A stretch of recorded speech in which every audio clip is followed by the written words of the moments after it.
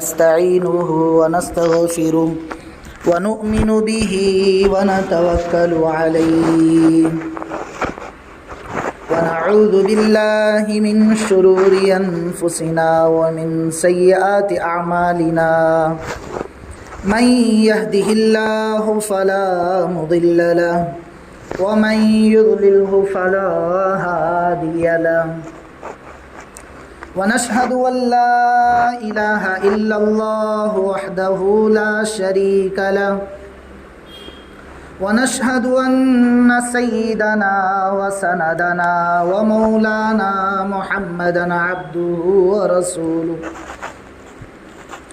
أرسله بالحق بشيرا ونذيرا وداعيا إلى الله بإذنه وسراجا منيرا أما بعد أعوذ بالله من الشيطان الرجيم بسم الله الرحمن الرحيم من عمل صالحا فلنفسه ومن أساء فعليها صدق اللہ العظیم۔ محترم عزیز بزرگوں اور دوستوں، اللہ رب العزت کا بے انتہا فضل اور اس کا کرم ہوا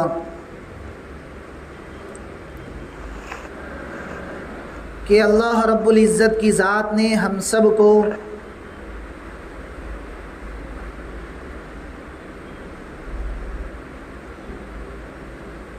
دین کے شعبے کی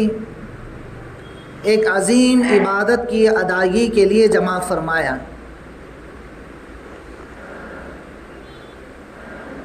محترم بزرگوں اور دوستوں،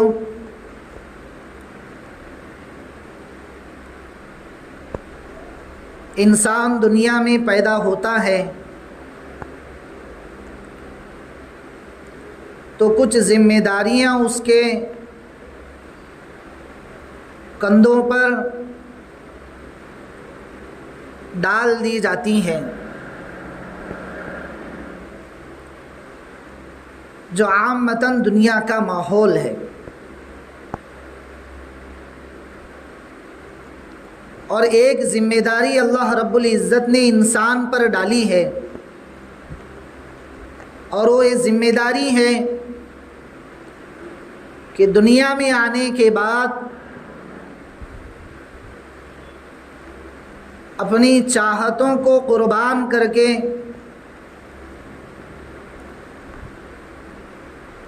اپنی نفسانی خواہشات کو چھوڑ کے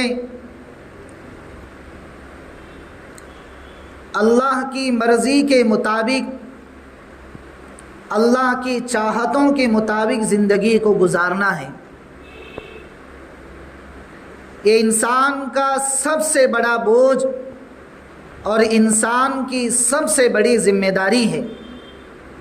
چاہے وہ مرد ہو یا عورت ہو، چاہے وہ جوان ہو یا بوڑھا ہو،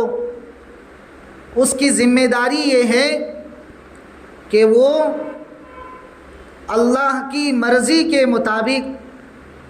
نفسانی خواہشات کو چھوڑ کر کے اللہ کی مرضی کے مطابق زندگی گزارنے والا بن جائے۔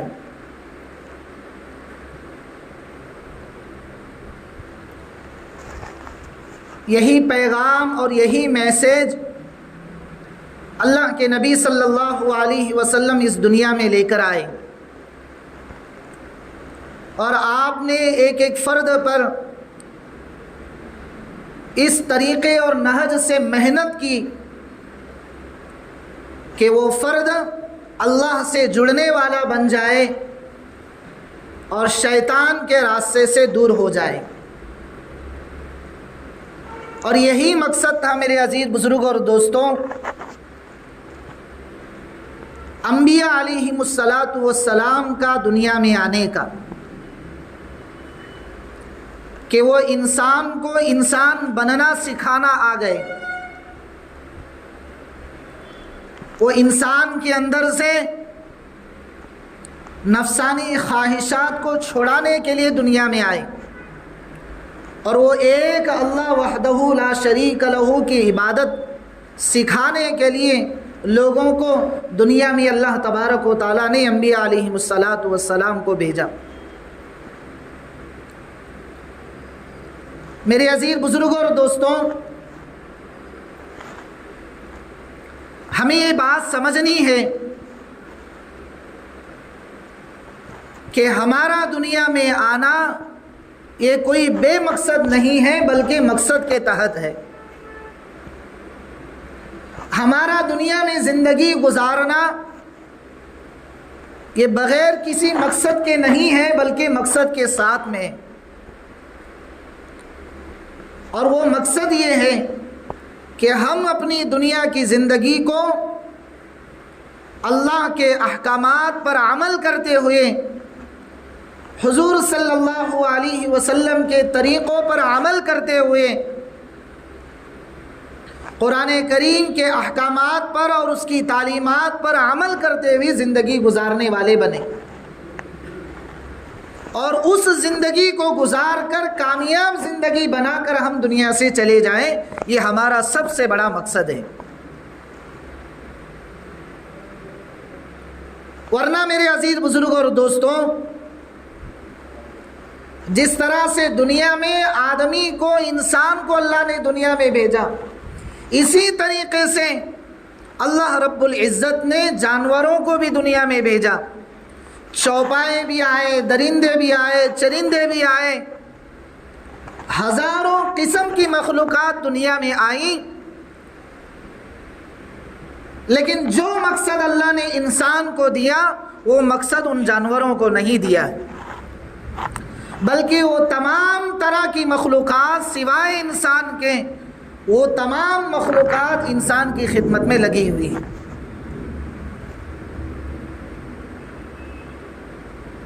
اور یہ اللہ رب العزت کا انسان پر بڑا کرم ہے کہ اللہ رب العزت نے انسان کو اپنی عبادت کے لیے پیدا کیا اور دیگر تمام مخلوقات کو انسان کی خدمت کے لیے بنا دیا۔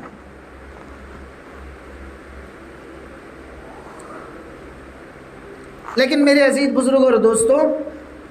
انسان اپنے مقصد سے دور ہوتا چلا گیا، اور وہ نفسانی خواہشات پر،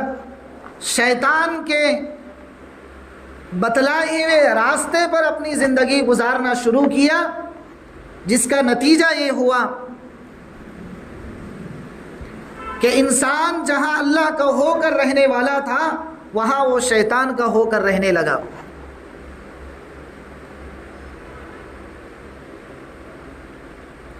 شیطان کی پیروی کرنی شروع کر دی،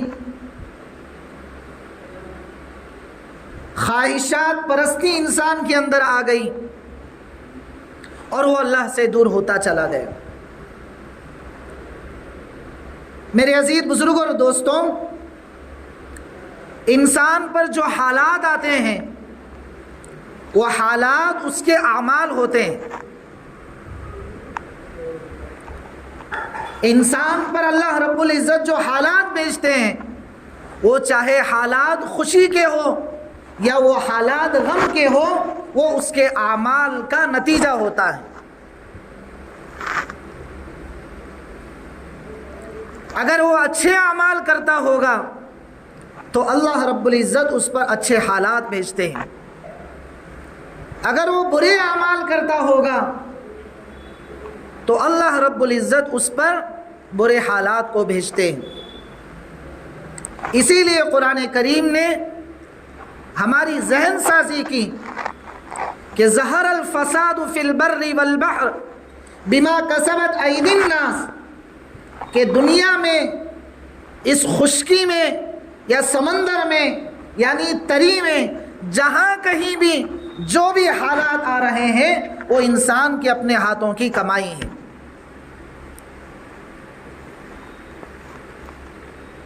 آج میرے عزیز بزرگوں اور دوستوں، ہم آئے دن اپنے حالات کا رونا روتے ہیں،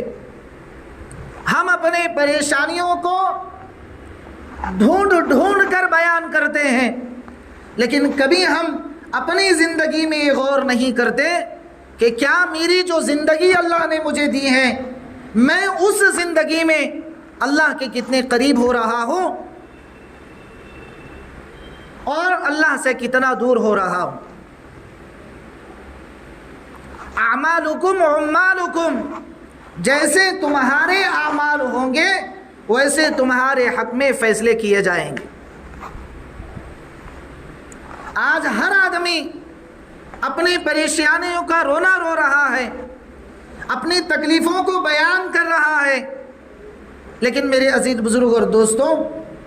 ہمیں سب سے پہلے یہ دیکھنا ہے کہ میری زندگی اللہ کی ذات سے کتنی قریب ہے، میری زندگی میں قرآن کریم کی تعلیمات کتنا ہے، میری زندگی میں اللہ اور اس کے رسول سے کتنی محبت ہے۔ میرے عزیز بزرگ اور دوستوں، ہم یہاں دھوکہ کھا گئے، ہم نے دنیا کے نقصان کو نقصان سمجھ لیا، لیکن آخرت کے نقصان کو کبھی نقصان نہیں سمجھا۔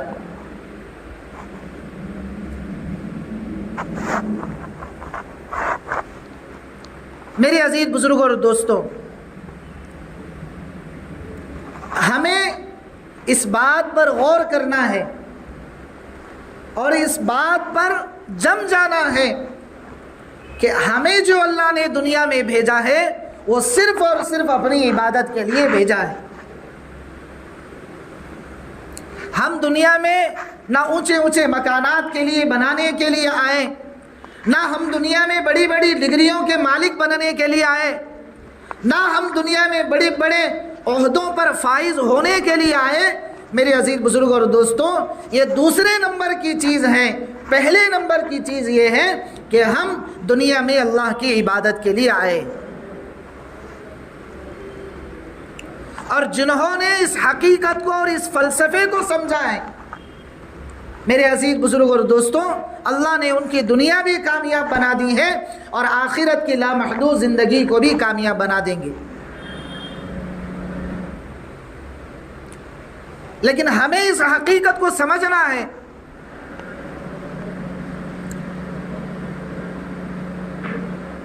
کہ اللہ رب العزت نے ہمیں دنیا میں اپنی عبادت کے لیے بھیجا ہے۔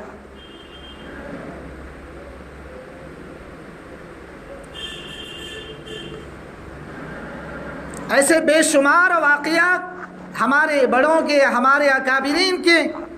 تاریخ کی کتابوں میں بھرے پڑے ملتے ہیں کہ وہ اللہ کے ہو گئے تو اللہ رب العزت ان کے ہو گئے۔ دنیا کی بڑی بڑی طاقتوں کو اور دنیا کے بڑے بڑے عہدوں کو اور دنیا کی بڑی بڑی سلطنتوں کو میرے عزیز بزرگوں اور دوستوں انہوں نے ٹھوکر مار دی، اور انہوں نے اللہ کی ذات کو پہچان لیا اور اللہ کی مرضیات پر عمل کرنے والے بن گئے۔ عزیز بزرگوں اور دوستوں، ہمیں اس بات کا اہتمام کرنا ہے اور اس بات کی کوشش کرنی ہے کہ ہم جو دنیا میں آئے ہیں وہ اللہ کی عبادت کے لیے آئے ہیں، اللہ کی مرضیات پر عمل کرنے کے لیے آئے ہیں، اور اللہ کے نبی صلی اللہ علیہ وسلم کو اپنا آئیڈیل، اپنا نمونہ اور اپنا رہبر بنانے کے لیے دنیا میں آئے، اور ان کی زندگی، گزاری ہوئی زندگی کو گزار کر ہم اپنی آخرت کو بنانے کے لیے دنیا میں آئے۔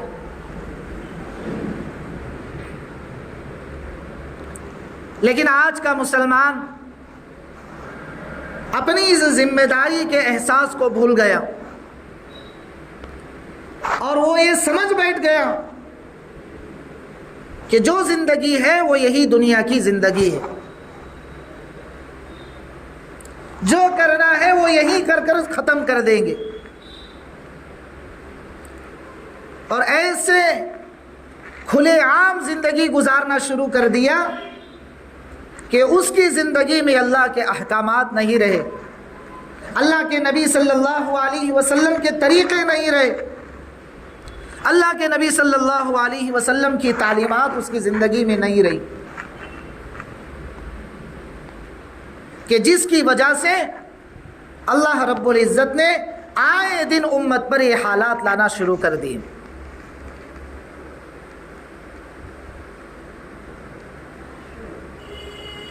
جیسا کہ میں نے آپ کے سامنے شروع میں کہا کہ اللہ کے نیک بندے ایسے بھی دنیا میں گزرے ہیں کہ جن کی زندگیاں اللہ کے دین کی محنتوں پر گزر گئی، جن کی زندگیاں اللہ کی اطاعت میں گزر گئی، اور کچھ تو ایسے دنیا میں آئے کہ وقت کے بادشاہ تھے، وقت کی سلطنتیں ان کے ہاتھ میں تھیں، لیکن اللہ کے نام پر اپنی سلطنتوں کو قربان کر دیا، لیکن اللہ کے اور اللہ کے دین کے دامن کو کبھی نہیں چھوڑا۔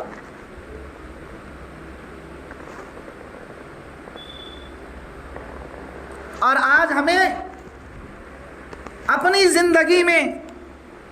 وقت کے اہتمام کے ساتھ 5 وقت کی نمازوں کا اہتمام نہیں ہو پا رہا۔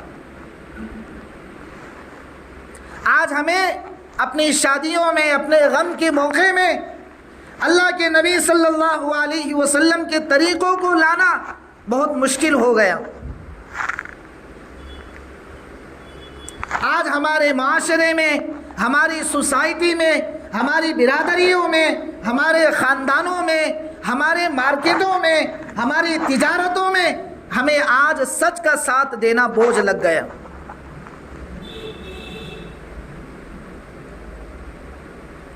جہاں ہم قرآن کی تعلیمات پر عمل کرنے والے تھے، وہاں ہم شیطان کی تعلیمات پر عمل کرنے والے بن گئے۔ میرے عزیز بزرگ اور دوستوں، ہمیں اس حقیقت کو سمجھنا ہے کہ ہم جو دنیا میں آئے ہیں وہ اللہ کی مرضیات پر عمل کرنے کے لیے آئے ہیں، اپنی مرضیات پر عمل کرنے کے لیے ہم دنیا میں نہیں آئے۔ ہم جو دنیا میں آئے ہیں وہ اللہ کی چاہتوں پر عمل کرنے کے لیے آئے ہیں، ہم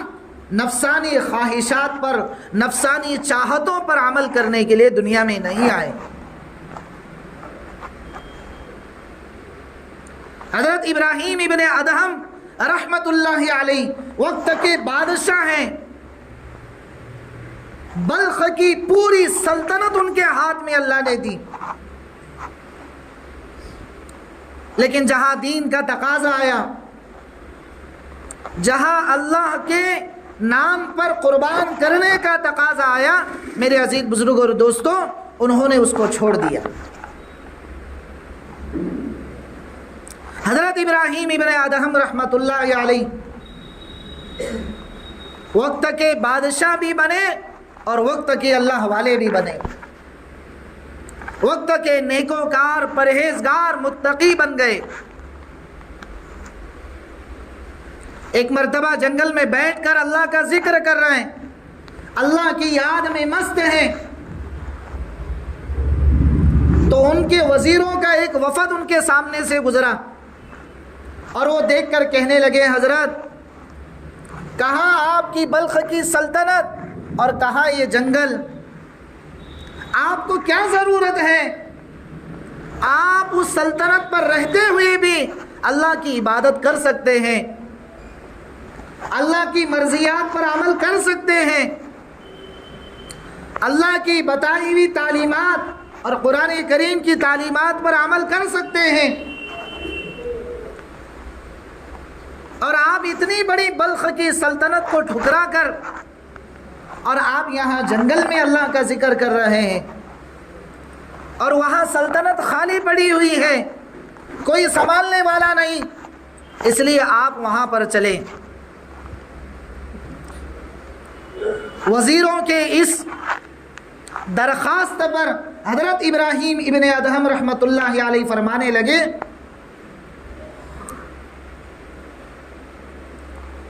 کہ تمہیں دنیا کی ظاہری سلطنت نظر آ رہی ہے اور میں اس کو چھوڑ کر اس جنگل میں آنا میرا نظر آ رہا ہے، لیکن حقیقت میں اللہ نے مجھے اس کی مخلوقات پر حکمرانی عطا کی ہے۔ وہ کیسے؟ تو حضرت ابراہیم ابن ادہم رحمۃ اللہ علیہ نے اپنے وزیروں سے کہا کہ یہاں بیٹھ جاؤ.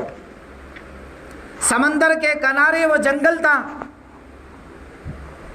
اور جس سوئی کے ذریعے سے وہ اپنی چادر سی رہے تھے اس سوئی کو نکالا اور سمندر کے اندر پھینک دیا. آپ کو تو معلوم ہے کہ سمندر کی گہرائی کو آج تک کوئی نہیں پہنچ سکا، نہ اس کا کنارہ معلوم نہ اس کی گہرائی معلوم. لیکن حضرت ابراہیم ابن ادہم رحمۃ اللہ علیہ اپنے وزیروں کو یہ سمجھانا چاہ رہے تھے کہ جو اللہ کا ہو جاتا ہے اللہ تبارک و تعالیٰ اس کے ہو جاتے ہیں.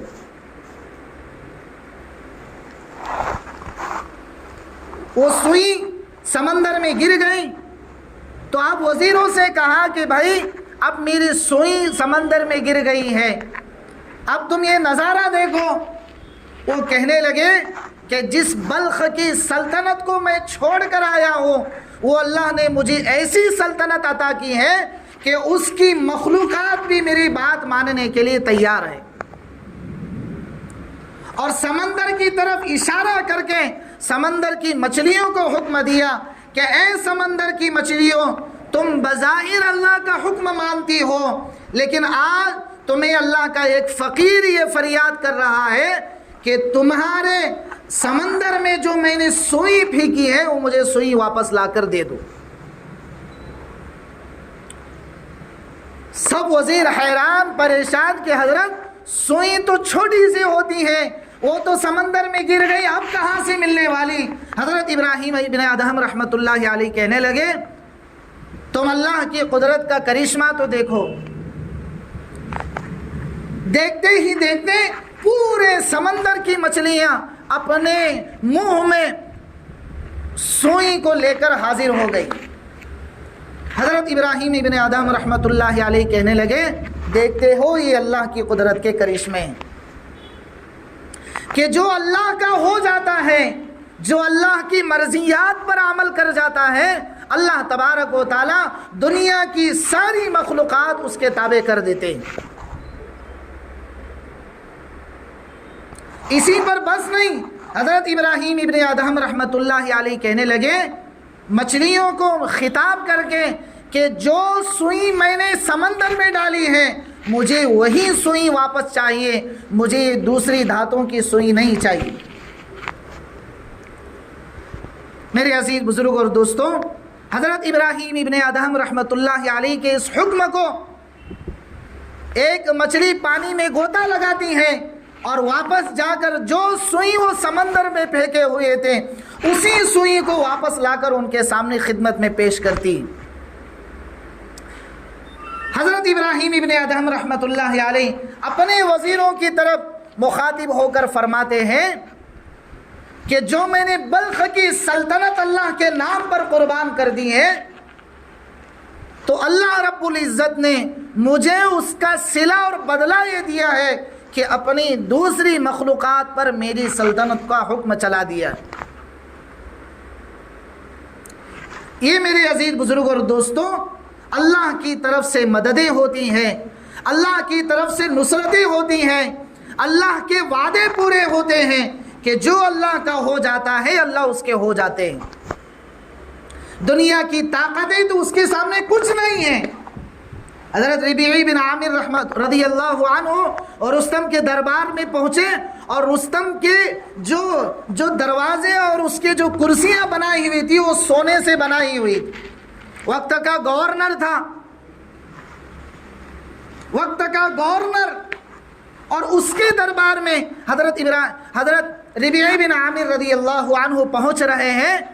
تو ایسے جا رہے ہیں جیسے انہیں اس سے کوئی پرواہ نہیں. اس کے سونے کی کرسیوں سے اپنے گھوڑے کی نکیر کو باندھ رہے اور رستم سوال کر رہے ہیں کیوں آئے دنیا میں؟ تو اس کے جواب پر حضرت ربیعی بن عامر رضی اللہ عنہ کہہ رہے کہ ہم دنیا میں اللہ کے بندوں کی بندگی سے نکال کر ایک اللہ وحدہ لا شریک لہ کی بندگی میں داخل کرنے کے لیے آئے.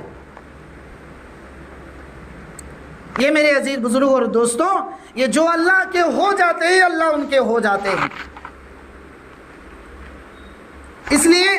آج حالات کا تقاضا یہ ہے کہ ہم اپنی غفلت کو، اپنی سستی کو دور کر کے ہم زیادہ سے زیادہ وقت اللہ کی عبادت میں لگانے والے بنیں،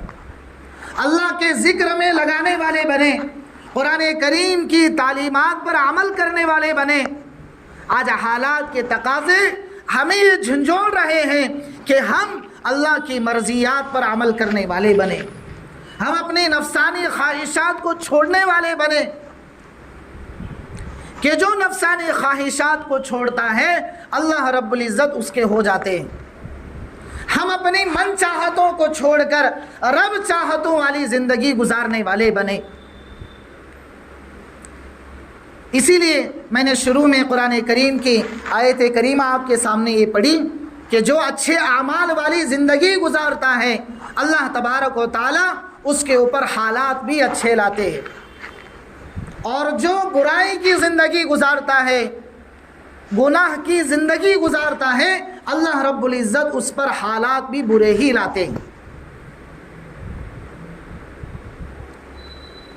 اس لیے میرے عزیز بزرگ اور دوستوں، ابھی قریب ہی میں سفر کا مہینہ شروع ہونے والا ہے۔ یہ کوئی بدگمانی والا مہینہ نہیں ہے، یہ جیسے اللہ کے دوسرے ایام ہیں، دوسرے مہینے ہیں اور دوسرے دن ہیں، اسی طریقے سے سفر کا مہینہ بھی ہے۔ ان عدت الشہور عند اللہ 12 شہرا فی کتاب اللہ، اللہ نے قرآن کریم کی آیت میں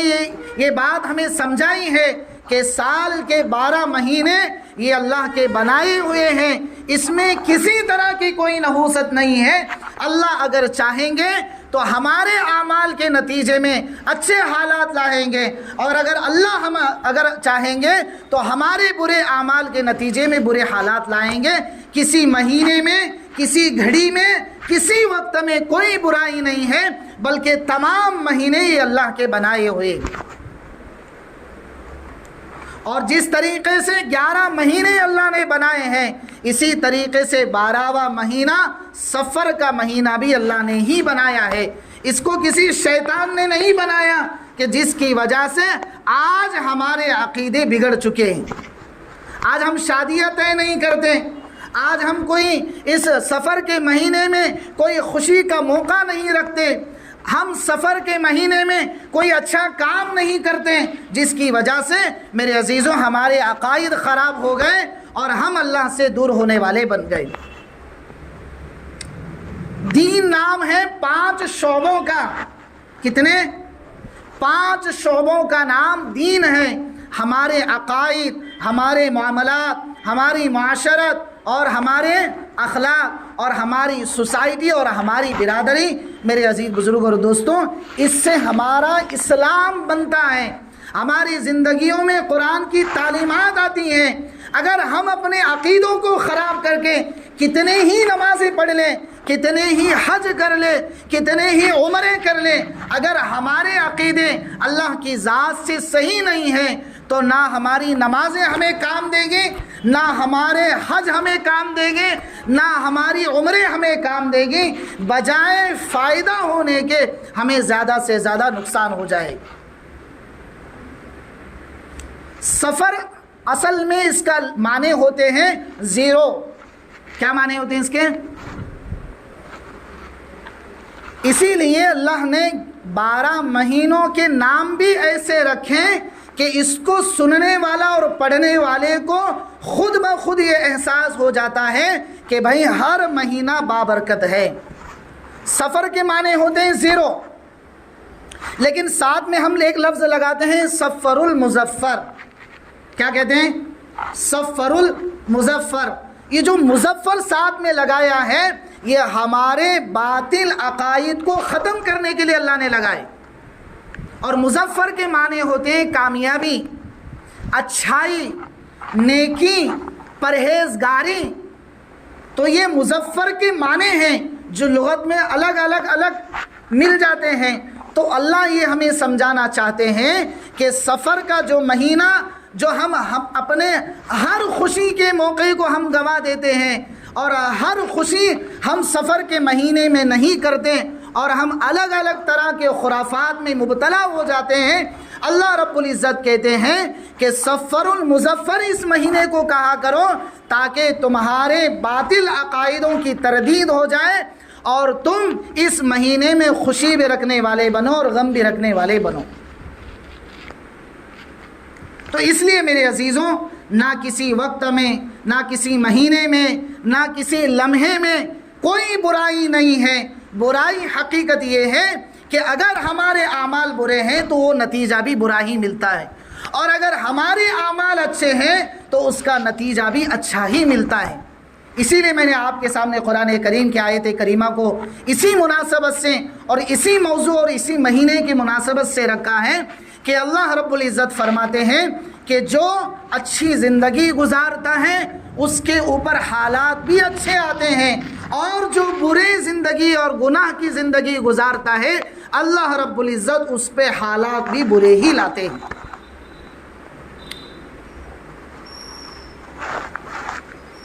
تو انشاءاللہ سب ارادہ کریں، نیت کریں کہ انشاءاللہ ہم نیکیوں کی زندگی گزاریں گے، پرہیزگاری کی زندگی گزاریں گے، عفت والی زندگی گزاریں گے، اور حضرت نبی کریم صلی اللہ علیہ وسلم کو اپنا آئیڈیل، اپنا نمونہ اور اپنا ہدف سمجھ کر ان کو گائیڈ لائن سمجھیں گے، اور ان کے پیچھے اپنی زندگی کو ہم گزارنے والے بنیں گے، کریں گے بھائی انشاءاللہ۔ اللہ تعالی ہم سب کو عمل کی توفیق عطا فرمائے۔ جو حضرات سنت نہیں پڑھے وہ سنت سے فارغ ہو جائے۔